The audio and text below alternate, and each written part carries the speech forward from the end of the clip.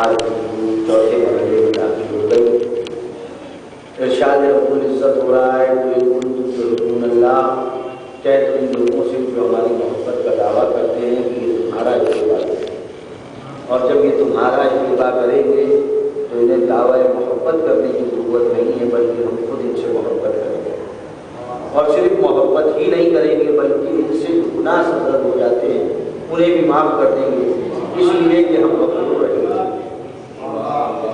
اس لیے کہ ہم غفور رحیم ہیں، ان کے گناہوں کو معاف کر دیں گے، لیکن شرط ہے کہ تمہارا اتباع کیا جائے، تمہاری پیروی کی جائے، تمہارے نقش قدم پر چلا جائے۔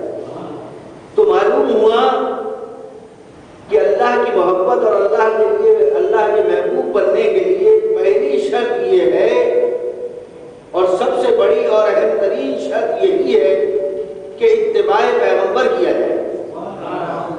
یعنی آج جو ہم میں اختلافات پیدا ہو رہے ہیں، پورے عالم اسلام میں اختلافات ہیں، اس کی وجہ کیا ہے کہ ہم نے پیروی رسالت چھوڑ دی ہے۔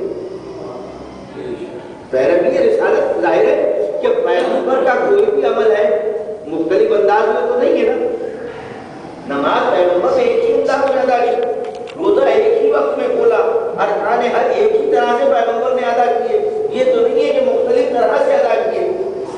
تو ظاہر ہے جب ایک ہی طرح سے ادا کیے، ایک ہی طرح سے ادا کیے، تو اب جب وہ پیروی کی جائے گی، ظاہر ہے کہ ہمارے آپ کے ہم لڑتے رہے، جھگڑتے رہے کہ جناب آپ کا عمل صحیح ہے۔ ظاہر ہے کہ میں کسی قلعے میں مکتب میں قید ہو کے گفتگو کرنے کا عادی نہیں ہوں، اس لیے کہ مجھے آخرت کی فکر ہے۔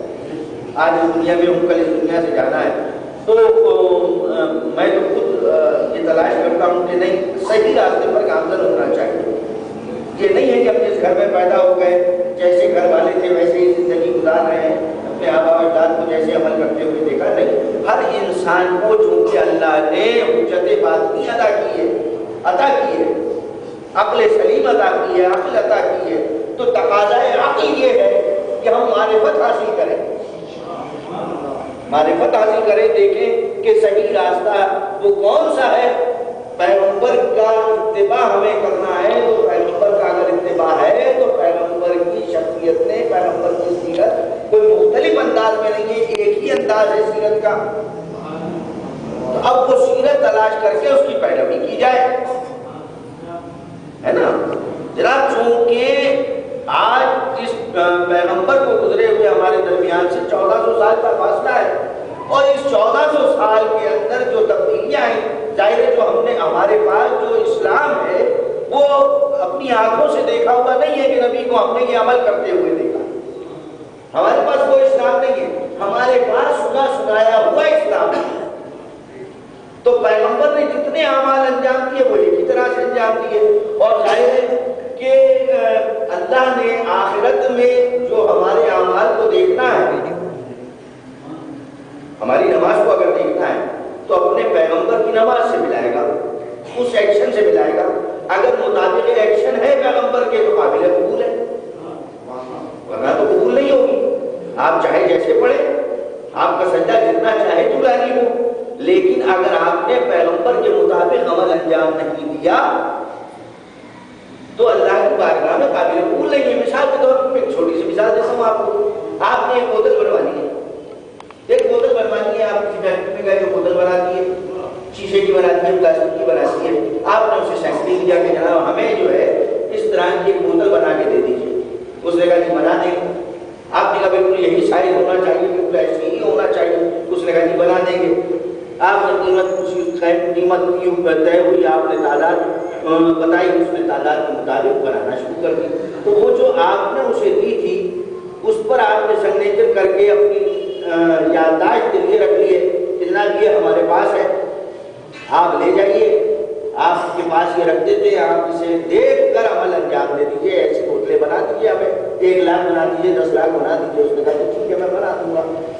اب جناب مقررہ تاریخ پر آپ گئے اور اس نے کہا جی میں نے تو 10 لاکھ مال تیار کر دیا۔ آپ نے جا کر کہا کہ لائیے ہمارا سیمپل جو ہم نے آپ کو دیا تھا سائن کر کے، اس نے وہ آپ کے سامنے رکھا، آپ نے اس کو سامنے رکھا، جو اس نے مال بنایا تھا دیکھا کہ اس میں فرق آ رہا ہے، اس مال کے مطابق نہیں ہے جو آپ نے دیا تھا، اسے جو آپ نے سیمپل پاس کیا تھا اس کے مطابق نہیں تھا۔ آپ نے کہا جی ہمیں نہیں چاہیے. اس نے کہا میں کیا کروں, میں نے تو 1 لاکھ یا 10 لاکھ مال بنا دیا, بوتلیں بنا دی, میرا اتنا نقصان ہوگا.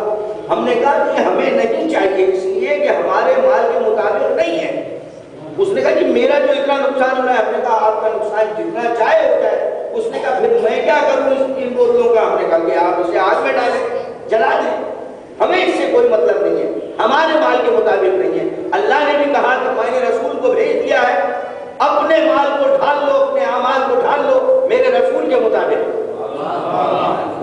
رسول کے مطابق ڈھال لو.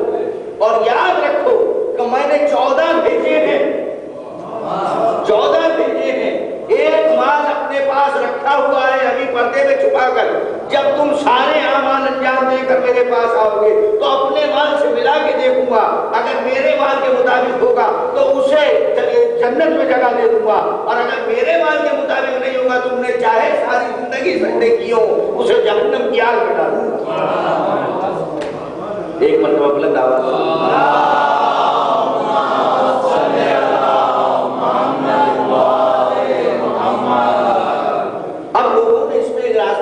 کہنے لگے کہ اللہ تو نقطہ نواز ہے, جب چاہے بخش دے, جب چاہے معاف کر دے. میں اکثر کہتا ہوں کہ اگر اللہ کو یہ کام کرنا تھا کہ معاف کرنا تھا, وہ جسے چاہے نقطے پر نواز دے, تو جناب آپ نقطے کو بھی تو سمجھیں وہ نقطہ کون سا تھا, وہ نقطہ کون سا ہے. وہ نقطہ کوئی وہ تھوڑی ہے جو آپ پیشانی پہ ڈالتے ہیں. وہ نقطہ وہ ہے جسے کہا کہ وہ دل میں اتار لو اور جب زبان سے اس کا ذکر کرو گے تو ہم اس کو عبادت بنا دیں گے. وہ نقطہ ہے, کوئی عام نقطہ نہیں ہے. نقطہ وہ ہے کہ اگر وہ نقطہ نہ ہو تو بسم اللہ سمجھ میں نہ آئے, بے سمجھ میں نہ آئے, اور جب بے سمجھ میں نہ آئے تو بسم اللہ سمجھ میں نہ آئے, جب بسم اللہ سمجھ میں نہ آئے تو سورہ فاتحہ سمجھ میں نہ آئے. اب بات آ گئی تو میں کہتا چلوں کہ حضور بسم اللہ کی تفسیر بیان فرما رہے ہیں میرے مولا ہیں. یہ آپ نے 1000 بار سنا ہے, میں وہاں سے رکتا ہے کہ جہاں تک آپ سنتے ہیں میں اس سے آگے جانے کی کوشش کرتا ہوں. آپ نے سنا کہ میرے مولا فرماتے ہیں کہ عبداللہ ابن عباس اگر میں چاہوں تو 70 اونٹوں کا بار تیار کروں سورہ فاتحہ, اس لیے کہ جو کچھ توریت زبور انجیل میں وہ سب کچھ قرآن میں ہے, جو کچھ قرآن میں وہ سورہ فاتحہ میں, جو کچھ سورہ فاتحہ میں ہے وہ بسم اللہ میں, جو کچھ بسم اللہ میں وہ اس کی بے میں ہے. وہاں نقطہ تو تحت البار ہے کہ میں وہ نقطہ ہوں. یہ سورہ فاتحہ کیا ہے, یہ سرنامہ قرآن ہے, یہ سرنامہ قرآن ہے, سرنامہ قرآن ہے نا. اچھا یہ سورہ فاتحہ سرنامہ قرآن ہے. اور سبتے ابن جوزی جو سنی عالم ہے وہ اپنی کتاب میں لکھتا ہے کہ جب پیغمبر کا عقد ہوا تو جناب ابو طالب نے نکاح پڑھایا اور پوری سورہ فاتحہ کی تلاوت کی, پوری سورہ فاتحہ کی تلاوت کی. ابھی قرآن نازل ہونے میں 15 سال باقی تھے. 15 سال پہلے قرآن نازل ہونے سے جناب ابو طالب نے سورہ فاتحہ کی تلاوت کی. نزول قرآن سے 15 سال پہلے پوری سورہ فاتحہ کی, یعنی سرنامہ قرآن کی تلاوت کر دی جناب ابو طالب نے. علی بتانا یہ چاہتے ہیں کہ جو کچھ توریت زبور انجیل میں ہے وہ سب کچھ قرآن میں, اور جو کچھ قرآن میں ہے وہ سورہ فاتحہ میں ہے. یعنی علی نے تعریف کر دی کہ میرے باپ کو توریت زبور انجیل اور قرآن کا علم حاصل تھا. ایک مرتبہ بلند آواز سے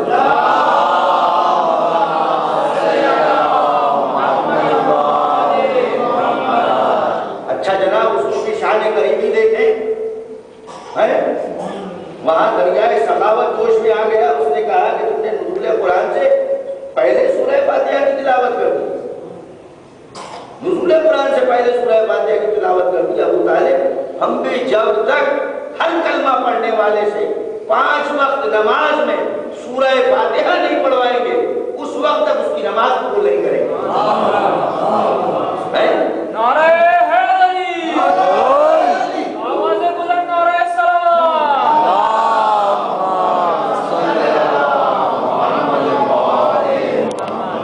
لوگ تمہارے ایمان پر شک کرتے رہے, لوگ تمہارے ایمان پر شک کرتے رہے. ہم تمہاری زبان سے نکلے ہوئے کلمے جب تک ان کی زبان سے جاری نہیں کروائیں گے 5 وقت, تب تک ان کی نماز قبول نہیں کریں گے.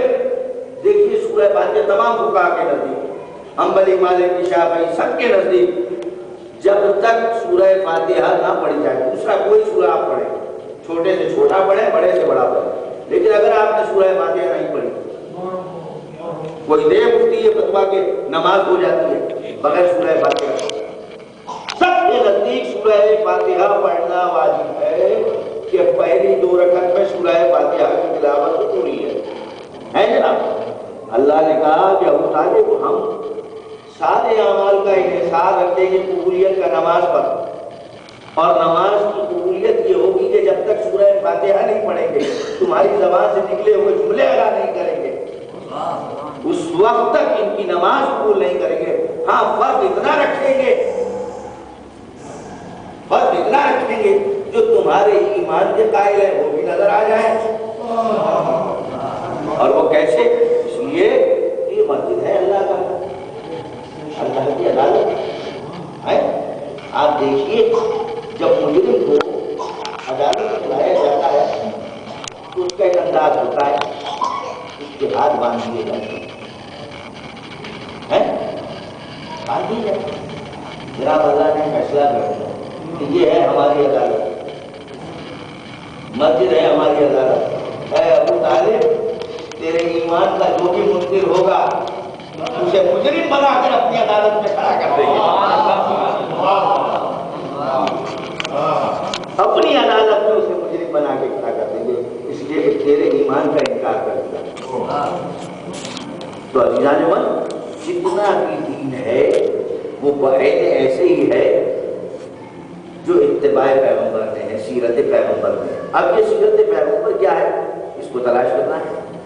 بھائی رسول اللہ کے بعد 200 سال کے بعد، 250 سال کے بعد، 150 سال کے بعد مکتب بنے، فقہ بنے، تو یہ جو اتنا فرق آیا ہے اسی میں تو گڑبڑ ہوئی ہے نا۔ کوئی رسول اللہ نے تو ہم تک پہنچانے میں گڑبڑ نہیں کی۔ اگر میں کسی سے کہوں خدا نہ کرے معاذ اللہ کہ کیا ہم تک دین پہنچنے میں وہاں سے پیغمبر کے سلسلے میں ہر آدمی مجھ سے کہے گا نہیں بکواس کرتے ہو، کبھی ایسا نہیں ہو سکتا۔ کیوں نہیں ہو سکتا؟ اس لیے نہیں ہو سکتا کہ اللہ کا نمائندہ معصوم ہوتا ہے۔ اچھا میں کہوں جس نے نبی تک پہنچایا نہیں، یعنی جناب جبرائیل درمیان میں تھے تو جناب جبرائیل نے گڑبڑ کی، پھر آپ پلٹ کر کہیں گے بکواس بند کیجیے جناب، فرشتہ کبھی بھی یہ نہیں کر سکتا۔ میں نے کہا کیوں نہیں کر سکتا؟ کہا چونکہ وہاں خواہش نفس نہیں ہے، وہ معصوم ہے، جو معصوم ہوتا ہے اس سے غلطی کا امکان نہیں ہوتا۔ تو بس اسی کو میں کہتا ہوں مان لیجئے جب معصوم سے دین کو سمجھیں گے کبھی اختلاف نہیں ہوگا، اور جب غیر معصوم سے سمجھیں گے اختلاف روکا نہیں جا سکے گا،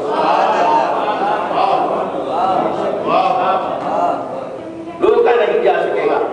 وجوہات یہی آئی جناب، اگر آخرت پیش نظر رہے آج بھی سب کے، اور یہ تلاش کیا جائے کہ پیغمبر نے کن کا تعارف کروایا تھا، کن کو محفل میں اپنے کاندھے پر بٹھایا، کس کو منبر پر اپنے ساتھ بٹھایا، کس کو ہاتھوں پر اٹھایا، کسے محفل سے اٹھایا، تو آج دین سمجھ میں آ جائے گا۔ دین کو سمجھنا چاہیں اس کے بعد آخرت پیش نظر رہے۔ میرا وہی جملہ کہ ایک مقام نے یہ نقطہ کہہ کر لوگوں کو بہکایا جاتا ہے کہ جناب نقطہ نواز ہے، نقطہ نواز نہیں ہے۔ وہ نقطہ آپ کی اگر سمجھ میں آ جائے گا تب بخشش کا سامان ہوگا، وہی نقطہ شفاعت ہے جناب۔ تو اس لیے میں نے کل آپ کے سامنے کہا کہ یاری انتا کشیم النار والجنہ، اے تم جنت اور جہنم کے تقسیم کرنے والے ہو۔ یہ نہیں کہا عمل جنت اور جہنم کا تقسیم کرنے والا ہے، کہ تم یعنی تم کسوٹی ہو اس بات کی کہ تم پر اگر ایمان رکھا ہے تو جنت ہے۔ اللہ اکبر۔ تو اب تلاش بھی کرنا ہے کہ جناب پیغمبر نے جن کا تعارف کیا ہے، جن کے حوالے کیا ہے، آیا ہم ان کے دامن سے وابستہ ہیں۔ یاد رکھیے نبی کا کام ہے دین کو پہنچانا، نبی کا کام ہے دین پہنچانا، امام کا کام ہے کہ دین کو بعین ویسے ہی رکھنا جیسا نبی پہنچا کے گیا، نہ اس میں اضافہ ہونے پائے نہ کمی ہونے پائے۔ یہی وجہ ہے کہ آپ تاریخ اٹھا کر دیکھ لیں کہ کہیں یہ نہیں نظر آئے گا آپ کو کہ میرے کسی معصوم نے یہ کہا ہو کہ رسول اللہ نے یہ کہا تھا میں یہ کہتا ہوں، میرے جد علی نے یہ کہا تھا میں یہ کہتا ہوں، کہیں نہیں ملے گا۔ اگر آپ دیکھنا چاہیں تاریخوں کو کہیں پر نہیں ہے کہ میرے جد یہ کرتے تھے میں اس طرح عمل کرتا ہوں۔ جب بھی کسی نے کسی معصوم سے سوال کیا کہ مولا یہ بتائیے، مولا یہ مسئلہ ہے اس کا جواب دے دیجیے، تو آپ نے پلٹ کر کہا کہ میں نے اپنے بابا سے سنا، انہوں نے اپنے بابا سے سنا، انہوں نے اپنے بابا سے سنا، حتیٰ کہ ہم نے اپنے جد رسول اللہ سے سنا۔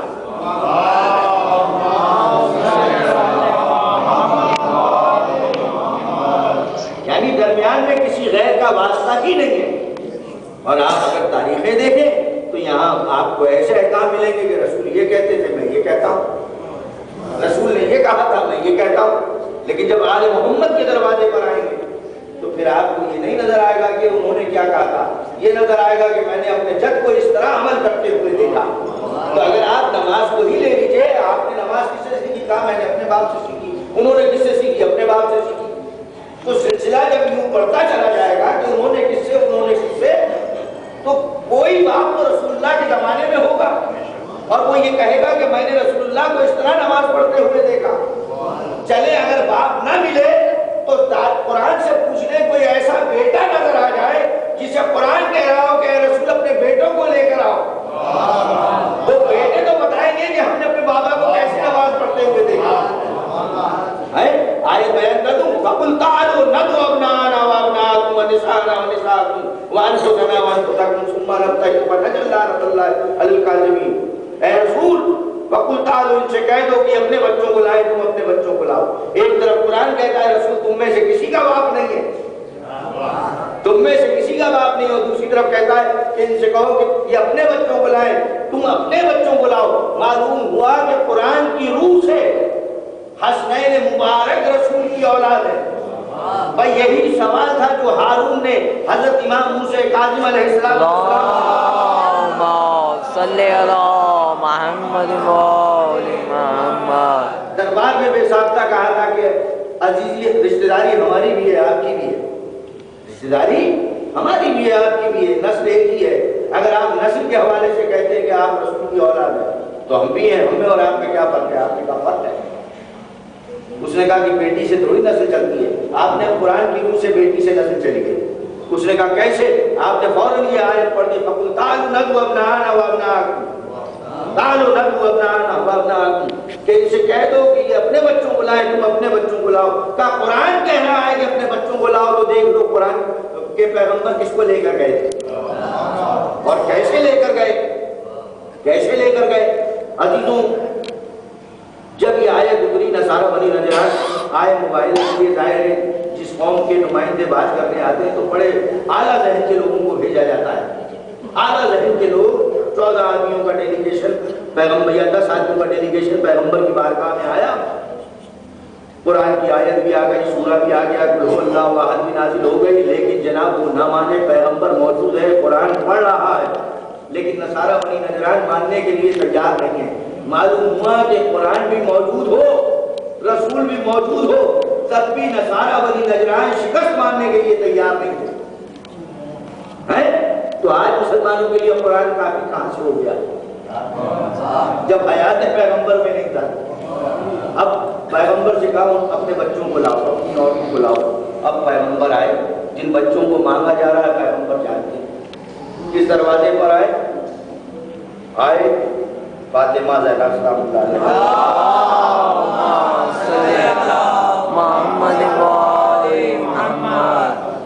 اور آنے کے بعد پیغمبر نے کہا کہ بیٹی میں کچھ ذوق محسوس کر رہا ہوں، آپ شب جمعہ میں پڑھتے ہیں، مجھے وہ چادر دے دو اپنی اپنی۔ ہائے ہائے قسم خدا کی، جو لوگوں کا شفیع ہے، جو لوگوں کا مسیح ہے، وہ چادر فاطمہ سے شفا مانگ رہا ہے، شفا مانگ رہا ہے، کس سے؟ چادر فاطمہ سے۔ کہا فاطمہ اپنی چادر مجھے دے دو، میں کچھ ذوق محسوس کر رہا ہوں۔ میں بات کو روک کے کہنا چاہتا ہوں عزیزوں، اگر کوئی کمزوری ہوتی ہے نا، کوئی تکلیف ہوتی ہے، چہرہ جو ہے وہ بدل جاتا ہے، منمحل ہو جاتا ہے، اثرات مختلف ہو جاتے ہیں چہرے پہ۔ لیکن جناب کیا عالم کہ بیٹی بیان فرماتی ہے کہ میرے بابا جب میرے گھر میں داخل ہوئے، میرے بابا کا چہرہ ایسے ہی چمک رہا تھا کأنہ البدر فی لیلۃ تمامہ وکمالہ، جیسے 14ویں کا چاند اپنے کمال پر چمکتا کرتا ہے. بیٹی سمجھ نہیں کس مقصد کے لیے بابا آئے. چادر لی اور لیٹ گئے. امام حسن آئے, ماں کو سلام کیا, کہا اماں نانا کی خوشبو آ رہی ہے, کہا چادر میں. گئے, نانا کو سلام کیا, اجازت مانگی, چادر میں داخل ہو گئے. امام حسین آئے, ماں کو سلام کیا, کہا نانا کی خوشبو آ رہی ہے, کہا بھائی بھی تمہارے ساتھ آئے, نانا کو سلام کیا, اجازت مانگی, چادر میں داخل ہو گئے. میں حیران ہوا کہ جناب یہ وہ بچے ہیں, آج تو پیغمبر گھر میں لیٹے ہوئے ہیں, گھر میں لیٹے ہوئے ہیں پیغمبر. یہ وہ بچے ہیں کہ جب مسجد میں پیغمبر حالت نماز میں ہوں تو بغیر اجازت پشت پر سوار ہو جاتے ہیں. اجازت نہیں لیتے, بغیر اجازت پشت پر سوار ہو جاتے ہیں. آج بچے اجازت کس بات کی لے رہے تھے؟ اس لیے کہ جناب معصومہ نے بیان کیا کہ انہ البدر فی لیلۃ تمامہ و کمالہ. جب بیٹی نے دیکھ لیا تھا کہ بابا نے آج لباس بشریت کو الگ کر دیا ہے, بچے جب چادر کے قریب آئے, دیکھا نانا لباس بشریت میں نہیں ہے, لباس بشریت نہیں ہے. آن کر دیکھا چادر میں, کہا نانا کیا ہمیں بھی اجازت ہے, کس بات کی اجازت ہے کہ نانا ہم بھی لباس بشریت کو الگ کر کے چادر میں داخل ہو جائیں. لباس بشریت کو الگ کر کے چادر میں داخل ہو جائے. نانا نے اجازت دی, بچے لباس بشریت الگ کر کے چادر میں داخل ہوئے. علی آئے, کہا فاطمہ میرے چچا زاد بھائی کی خوشبو آ رہی ہے. کہا آپ کے بچے بھی ساتھ ہیں, آپ کے بچے بھی ساتھ ہیں. آئے, سلام کیا, اجازت مانگی, چادر میں داخل ہوئے. پھر خود جناب معصومہ نے اپنے آپ کو پیش کیا, آئیں, چادر میں داخل ہو گئی. چادر میں داخل ہو گئی جناب معصومہ اجازت مانگ کر. عزیزوں, آج کے دور میں بھی کوئی ایسا گھر آپ کو نہیں نظر آئے گا کہ جہاں بچے چادر میں ہوں, ایک ہی چادر میں, اور وہاں جناب معصومہ بھی داخل ہو جائیں. لیکن جبرائیل کا آنا یہ بتاتا ہے کہ چادر میں منظر کیا تھا. یہ سب لباس بشریت کو الگ کر چکے تھے.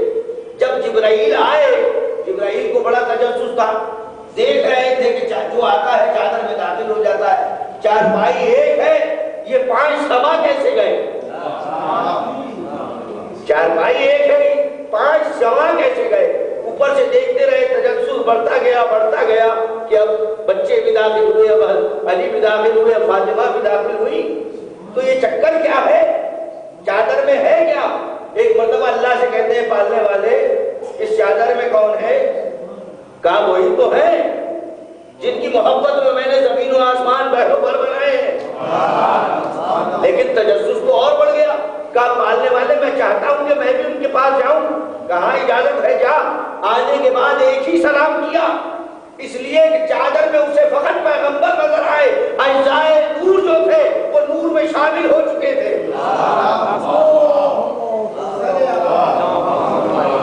بابا سے بلند نعرہ سلامات.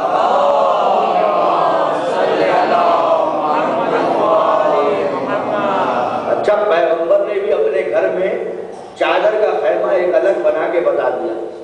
کیسے تخصیص کر دی کہ دیکھو میرے گھر والے تو سب ہیں, جو بھی میرے حرم میں ہے وہ میرا گھر والا ہی ہے, لیکن جو چادر میں ہے وہ اور ہے, جو چادر سے باہر ہے وہ اور ہے. اس لیے کہ جناب ام سلمہ کہتی ہیں کہ یا رسول اللہ مجھے اجازت ہے. کہا نہیں, تم خیر پر ہو لیکن چادر میں نہیں آ سکتی. یعنی جب تک میرے حرم کے اندر ہو خیر پر ہو, جب تک حرم میں ہو خیر پر ہو, لیکن چادر میں نہیں آ سکتی. جو چادر میں نہیں آ سکتی, دیکھیے آپ خانہ کعبہ کہ پورا حرم محترم ہے, لیکن طواف کس کا ہے؟ جس پر کپڑا ڈال دیا گیا ہے, جس پر ایک کالی چادر ڈال دی گئی ہے. طواف صرف اس کا کرنا ہے, پورے حرم کا احترام کرنا ہے, لیکن طواف کرنا ہے تو اس کا جس پر چادر ڈلی ہوئی ہے. پیغمبر نے بھی کہا میرے پورے حرم کا احترام کرنا جب تک حرم کے اندر رہو, جب کہ حرم کے اندر ہو, لیکن طواف اس کا کرنا ہے, دین ان سے لینا ہے, مودت ان سے کرنی ہے جو چادر میں ہے. کہ اللہم ہؤلاء اہل بیتی, پروردگار یہ میرے اہل بیت ہیں. اچھا, یہ لفظ اہل بیت میں استعمال کیا اس لیے کہ قرآن اس سے پہلے یہ لفظ استعمال کر چکا تھا. کب استعمال کیا تھا؟ کہا کہ یہ لفظ اس وقت استعمال کیا تھا قرآن نے جب نوح نے کشتی بنائی, 40 کشتی بنتی رہی، 40 سال تک کشتی بنی۔ جب کشتی تیار ہو گئی، اب میں جملہ آپ سے کہہ دوں کہ کیوں اللہ نے اتنا عرصہ دیا؟ اس لیے دیا کہ جو بھی صلبوں میں تھے، کافر، منافق، فاسق، سب صلبوں سے باہر آ گئے، اور باہر آنے کے بعد 40 سال کی سن تک پہنچ جائے تاکہ اتمام حجت ہو جائے۔ اب آپ یاد رکھیے گا کہ ظہور معصوم کب ہوگا؟ اس وقت تک ظہور معصوم نہیں ہوگا جب تک ایک ایک کافر، ایک ایک فاسق، ایک ایک منافق اور ایک ایک مومن صلب سے باہر نہیں آ جاتا۔ ایک مرتبہ بلند آواز اللہم صلی علی محمد وآل محمد۔ 40 سال تک کشتی بنتی رہی، اور جب تیار ہو گئی جناب نوح نے اپنے چاہنے والوں کو تیار کیا، اس میں بٹھایا تو محبت تھی، بیٹے کو آواز دی، کہا پالنے والے میرا بیٹا ہے۔ قرآن نے بیٹا ہونے کا انکار نہیں کیا، یہ نہیں کہا کہ تمہارا بیٹا نہیں، کل ایسا بنا ہے نوح تمہارا بیٹا ہوگا لیکن تمہارا اہل نہیں ہے، بیٹا ہوگا تمہارا لیکن تمہارا اہل نہیں ہے۔ اس لیے قرآن نے بتا دیا اہل اور ہوتا ہے، بیٹا اور ہوتا ہے۔ بیٹا وہ بھی ہوتا ہے جسے آپ پالیں، بیٹا وہ بھی ہوتا ہے جو آپ کی سن سے پیدا ہو، لیکن اہل ہونے میں اور بیٹا ہونے میں فرق ہوتا ہے۔ بیٹا تو ہر وہ ہو سکتا ہے جو آپ سے پیدا ہو، لیکن اہل وہ ہوتا ہے جو کردار اور افعال میں رسول سے مشابہ ہو۔